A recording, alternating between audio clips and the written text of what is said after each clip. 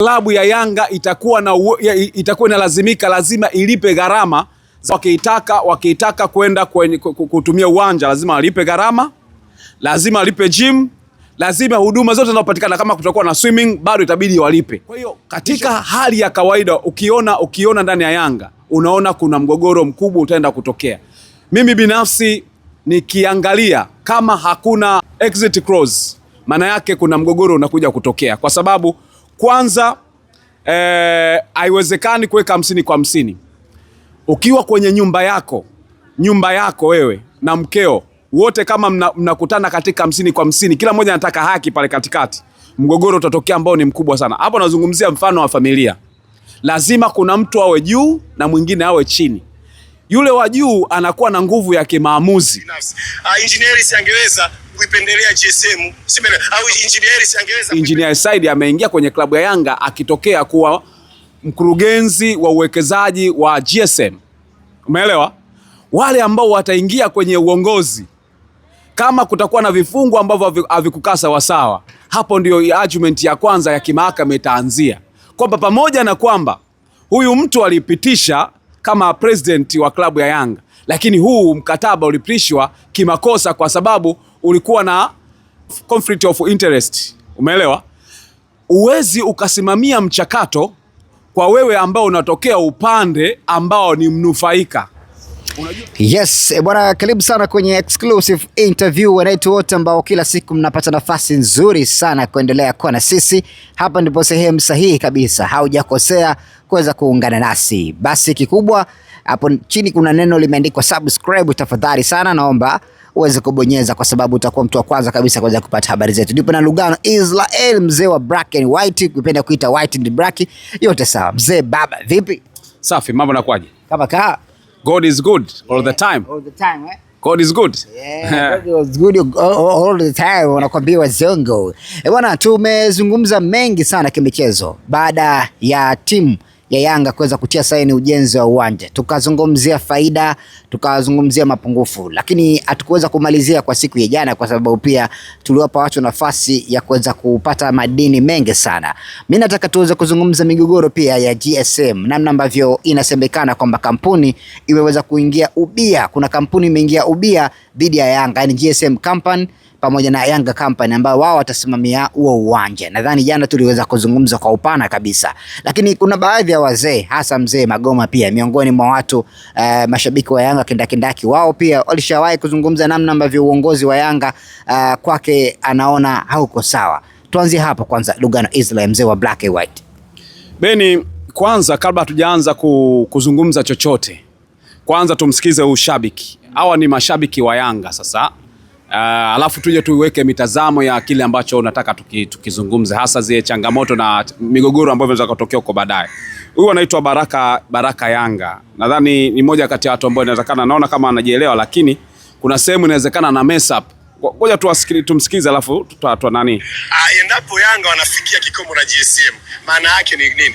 Hii project ya uwanja ipo separate na GSM unaita group of companies. Umeelewa? Maana yake kutakuwa na company inayojitegemea ambayo imeundwa na GSM na Young Africans, ambayo hiyo itabaki kuwa milele kwa sababu ni kampuni ya kimkataba ya watu wawili. Umeelewa? Kwa GSM hata leo atakapoondoka Young Africans, bado ile kampuni ambayo imeundwa pembeni kwa ajili ya kusimamia uwanja kuwa mali ya Yanga na ya GSM itabaki kuwepo. Kwa hiyo hakutakuwa na shaka yoyote, hakutakuwa na shida yoyote. Ndio hapo nilipowasifia viongozi wangu, na hapo wananchi inabidi waelewe ni akili kubwa kiasi gani imetumika. Na ndio maana nasema hawa viongozi ambao wamefanikisha jambo hili, kusema la kweli, wananchi tunaenda katika uchaguzi. Mimi nadhani mtu aliyekianzisha kitu ni heri ukamwacha akimalize au waendelee nacho, kwa sababu tayari wameshatuonesha wanao uwezo wa kuyafanya makubwa zaidi kwa klabu yetu. Ndio maana nasema tumefanikiwa kupata viongozi wenye akili, viongozi ambao hawaangalii vitu vya kupita, wanaangalia vitu vya kudumu, lakini pia wanaingia mikataba yenye maslahi ya Yanga yetu, lakini sio maslahi ya kwao binafsi.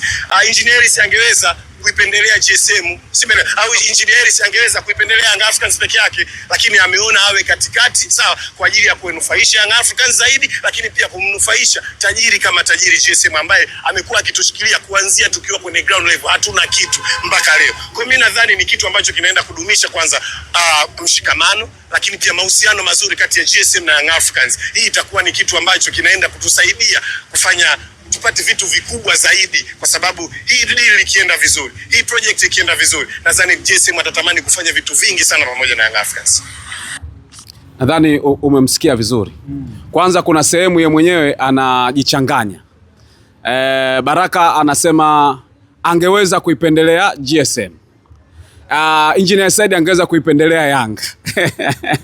Hapo tayari anaanza kutupa alarm kwamba kuna sehemu, kuna akili za wanayanga zinawaambia kulikuwa na uwezekano wa GSM kupendelea, kwa maana Engineer Said kupendelea GSM. Kulikuwa na uwezekano wa Engineer Said kupendelea Yanga. Sasa ni wapi ambapo panawezekana zaidi? Si unaelewa? Unajua tulikuwa tunazungumzia kuhusiana na migogoro. Umeelewa? Nadhani umezungumzia kuhusiana na Magoma, si na nani, kuna baadhi ya mashabiki wa Yanga ambao inawezekana wajaingia darasani au darasa lao sio kubwa sana, ila wameamua kuwekeza hasa akili zao kwenda kuingia deep kuvichunguza baadhi ya vitu ambavyo haviko sawa. Na hili nategemea kwa baadhi ya wanachama wachache wa Yanga ambao pengine hawatapata sauti sehemu yoyote, watakuwa wenyewe kwanza wana maswali mengi sana kuhusiana na huu mkataba jinsi ulivyosainiwa na vitu vingine. Cha kwanza ni namna ambavyo nishazungumzia kuhusiana na uwezekani ukaingia mkataba wa public interest ambao hauna ukomo. Umeelewa? Hauna ukomo, ni miaka yote utakuwa mkataba huo ambao hauna ukomo, lakini mmeweka 50-50. Si unaelewa? Hauna ukomo lakini hamjaweka exit clause. Yaani endapo kitokea mgogoro, mnataka kila mmoja aendelee na 50 zake, na mnafanyeje? Hakuna kitu kama hicho. Si umeelewa? Sasa Beni, moja kati ya vitu ambavyo vitawagharimu Yanga huko mbele, mgogoro ambao utakuja kuibuka mgogoro mkubwa. Kwanza ifahamike, sasa hivi anaenda kumalizia miaka 4 yake ya kuwa rais wa Yanga. Miaka 4 ya uongozi wa kuwa rais wa Young Africans. Umeelewa? Sasa mgogoro ambao unaozungumzwa katika muktadha gani? Tunajua kipindi kingine atakuja kufanya nini? Atakuja kushinda, kwa sababu haya anayoyafanya na ambayo ameshafanya ni mambo makubwa. Mgogoro utakuja kuibuka kipindi ambacho ameshamaliza nini? Ameshamaliza nafasi yake, muhula wake wa kuongoza kama rais wa klabu ya Yanga. Utaibukaje? Kwanza utaibuka katika muktadha wa Engineer Said jinsi alivyoingia ndani ya klabu ya Yanga. Aliingiaje kwenye klabu ya Yanga? Engineer Said ameingia kwenye klabu ya Yanga akitokea kuwa mkurugenzi wa uwekezaji wa GSM. Umeelewa? Wale ambao wataingia kwenye uongozi, kama kutakuwa na vifungu ambavyo havikukaa sawa, hapo ndio argument ya kwanza ya kimahakama itaanzia. Kwamba pamoja na kwamba huyu mtu alipitisha kama president wa klabu ya Yanga, lakini huu mkataba ulipitishwa kimakosa kwa sababu ulikuwa na kulikuwa na mwingiliano wa maslahi, yani kulikuwa na mgogoro wa kimaslahi, conflict of interest. Umeelewa? Uwezi ukasimamia mchakato kwa wewe ambao unatokea upande ambao ni mnufaika. Unajua mimi naweza kaonekana kwamba najaribu kuzungumzia migogoro ni kama na entertain utokee migogoro. No, mimi najaribu kuleta picha ya watu waelewe, ndio ninachokizungumza. Mimi ni mwandishi wa habari. Kazi ambayo nimeisomea inatakiwa niingie deep. Haitakiwi mimi kuwa mwepesi nimekaa tu kuona litakalopita lipite tu. Sisi waandishi wa habari wataalamu walienda deep sana kutuita kama wanaitwa kama mbwa wategua mabomu. Umeelewa? Sisi tunatakiwa pale ambapo kuna shida tukemee, pale kwenye mgogoro pengine lazima tufanye nini? Tuone kuna kitu ambacho tunataka kukiokoa, kama kuna kitu kinaweza kikatokea. Si unanielewa? Kwa hiyo katika hali ya kawaida ukiona ndani ya Yanga unaona kuna mgogoro mkubwa utaenda kutokea. Mimi binafsi nikiangalia kama hakuna out clause, exit clause, maana yake kuna mgogoro unakuja kutokea, kwa sababu kwanza haiwezekani kuweka 50 kwa 50. Ukiwa kwenye nyumba yako wewe na mkeo wote kama mnakutana katika 50 kwa 50, kila mmoja anataka haki pale katikati, mgogoro utatokea ambao ni mkubwa sana. Hapo nazungumzia mfano wa familia. Lazima kuna mtu awe juu na mwingine awe chini. Yule wa juu anakuwa na nguvu ya kimaamuzi.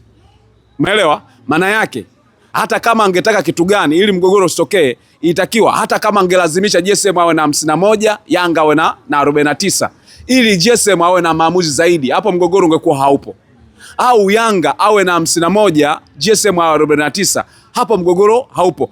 Maana yake yule ambaye anakuwa na nguvu kubwa anaweza kuamua. Ina maana huyu wa chini akishindwa kwenye mfumo wa Isa, anaweza kaziuza Isa, yule akaendelea kuendeleza mradi, afu huyu akasema bwana endelea na shughuli zingine.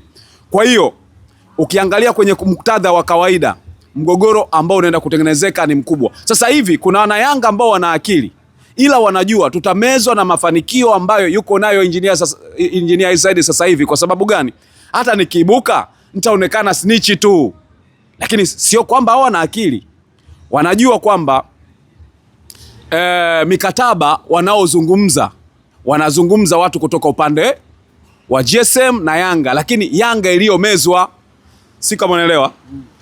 Mgogoro utatokea huo, lakini pia kuna mgogoro ambao utatokea ndani ya hiyo kampuni, kwa sababu inayozaliwa ni kampuni nje ya Yanga, nje ya GSM. Kunazaliwa kampuni nyingine ambayo itakuwa inaendeshwa, iko independent, iko huru. Maana yake ni nini? Klabu ya Yanga itakuwa lazima ilipe gharama za kwenda gym, kwa sababu hiyo ni kampuni, haijaambiwa iko chini ya Yanga. Hiyo ni kampuni peke yake, kwa jinsi alivyoongea Engineer Said, ni kampuni inayojitegemea yenyewe. Itabidi Yanga wakiitaka kwenda kutumia uwanja, lazima walipe gharama, lazima walipe gym, lazima huduma zote zinazopatikana, kama kutakuwa na swimming bado itabidi walipe. Hicho kitu pengine hajakizungumza, lakini muktadha wa kuwa na kampuni ambayo itakuwa inaongoza pale, maana yake mtu yoyote atakayetoka nje na hawa itabidi akalipe gharama. Jana wakati nimesoma comment katika zile video ambazo tumezifanya, mmoja ya wadau wetu akauliza kwa nini waandishi wa habari hawayakuuliza haya yote pale ambapo hili jambo linatolewa kwamba hakutakuwa na migogoro, na kwa nini GSM yupo milele? Nadhani kibaya sana ni kwamba huwa maswali yanalimitiwa. Wanaweza kuambia tunaruhusu maswali 3. Unaweza ukauliza maswali 3, lakini maswali ya msingi ambayo itakiwa lazima yaulizwe labda ilikuwa yawe 7. Manake 5 au 5 au 6 au mangapi yanakuwa yameshapigwa chini. Kwa hiyo ikafika hatua nakwambia naruhusu swali moja la mwisho. Sio tuendelee kuuliza maswali. Maana kama kuuliza maswali huenda haya mambo yote angefikia watu wangeuliza kwamba kwa nini hakuna kikomo. Ule ni mgogoro wa kwanza, hakuna kikomo. Yaani watu ambao watakuja wako independent kipindi hicho, hawako upande wa GSM au kwenye kampuni yoyote, si ndio, nyingine, wataenda kuhoji kwamba hatunufaiki. Manake kwa wakati ambapo uongozi wa Yanga utakapoingia madarakani, sawa, mwingine nje na NS, wale watakuwa na uangalia uwanja kama ni kampuni nyingine, sio kampuni ambao iko chini ya mandate yao. Kwa hiyo unataka kuniambia kwamba uongozi baada ya Hersi kuondoka Yanga, uongozi utakaokuja nao inabidi tena wao wanauangalia kwa mbali uwanja, yani watu kuwa sio wanufaika wa uwanja wao ambao sisi tunasema huu ni uwanja wa Yanga. Ule uwanja mpaka dakika hii linabakia kwa jina la uwanja wa Yanga. Sawa? Kitu pekee ambacho kitakuonyesha kwamba uwanja wa Yanga ni pale ambapo utafikia faida imepatikana, si ndio? Tunagawanya, Yanga chukua kiasi fulani, GSM chukua kiasi fulani, ambao ni 50 kwa 50. Lakini matumizi ya uwanja, Yanga watakuwa ni sehemu ya kuchangia mapato kwenye ule uwanja, manake hawa watakuwa wanaingia bure. Mimi kwa jinsi ambavyo nimeelewa, ule uwanja Yanga, hata swimming pool, hata huduma zote zitakazofanyika mle, hata kuwa bure, kwa sababu ile ni kampuni inayojitegemea. Si unanielewa vizuri? Au ni kwa mtazamo wako? Sio kwa mtazamo wangu, ni kwa sababu ya mazingira halisi ambayo yapo. Ile ni kampuni ambayo inakuja kuongoza Maana yake Yanga hawezi kutoka huko anasema tunaenda kutumia bure kule, lazima walipe gharama, kwa sababu Yanga watakuwa na uongozi wao kule, nao wana uongozi wao. Kwa hiyo hamwezi kuingia tu uwanjani bila kulipia gharama, si unanielewa? Kwa sababu wameform kampuni ambayo nayo inatakiwa kuingiza mapato. Lakini kitu kingine ambacho nimekitazama kwenye huo mgogoro ni namna ambavyo uongozi nje na nje ya side hawatakubaliana nao, kwa sababu kumbuka Yanga wanaenda kwenye transformation, sawa?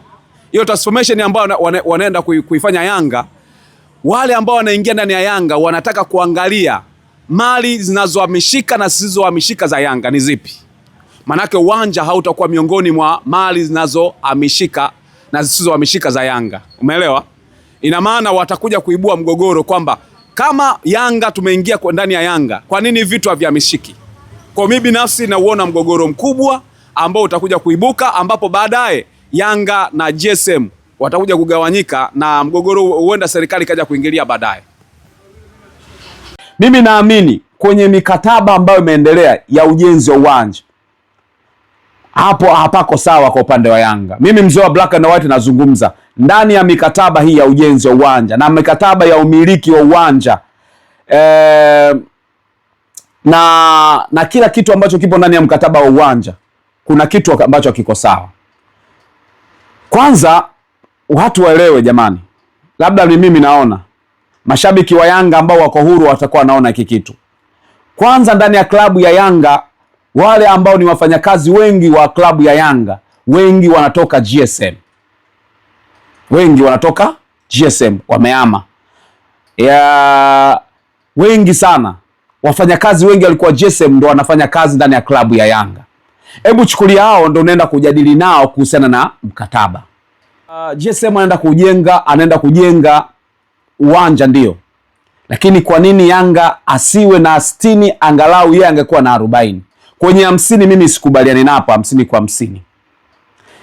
Kitu ambacho mimi kinanifikirisha ni kina nani ambao walienda kwenda kujadili kuhusiana na 50 kwa 50. Ni kina nani? Je, exit clause inasemaje? Je, kuna miaka ya huko mbeleni Engineer Said hata kuwa kiongozi milele ndani ya Yanga, si ndio? Kuna viongozi ambao wataingia upande wa Yanga wakiwa ni viongozi kama rais na viongozi wengine. Wataenda kuona mkataba haukuwa sahihi pengine, au kuna vifungu havikuwa sawa. Sawa eh? Je, exit clause wameiwekaje?